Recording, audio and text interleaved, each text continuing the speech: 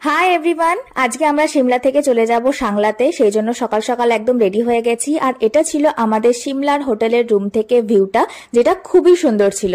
তারপরে চলে গেলাম ব্রেকফাস্ট করতে। আর ব্রেকফাস্টে আজকে আমাদের ছিল লুচি, তরকারি, টক দই, আলু পরোটা, আর সাথে ছিল ভেজ স্যান্ডউইচ, আর চা কফি তো তার সাথে ম্যান্ডেটরি ছিলই। তো এগুলো খাওয়া দাওয়া করে সোজা একদম বেরিয়ে গেলাম। আর প্রথম আমরা যে স্পটটা দাঁড়ালাম সেটা হচ্ছে এটা গ্রিন ভ্যালি ভিউ পয়েন্ট।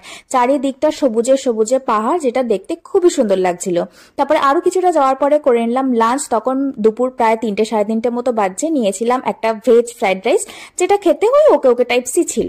তারপরে আবার চলতে শুরু করলাম। আর সাংলা যাওয়ার পথের এই রাস্তাটা ভীষণই সুন্দর ছিল। তারপরে পৌঁছালাম সেই আইকনিক কিন্নর গেটের কাছে। এখানে ভেবেছিলাম অনেকক্ষণ দাঁড়াবো, ছবি তুলবো, কিন্তু সন্ধে হয়ে যাওয়ার কারণে বেশিক্ষণ আমরা ওখানে দাঁড়াতে পারিনি, কেন কি আমাদের তখনও অনেকটা পথ যেতে হতো।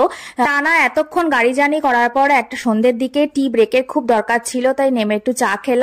তারপরে রাত 9:30 সময় পৌঁছালাম আমরা আমাদের সাংলার হোটেলে, যেটা ভীষণই সুন্দর ছিল। তারপরে খাওয়া দাওয়া করে শুয়ে পড়েছিলাম। কালকে থেকে শুরু আমাদের মেন স্পিতি ভ্যালি ট্রিপ।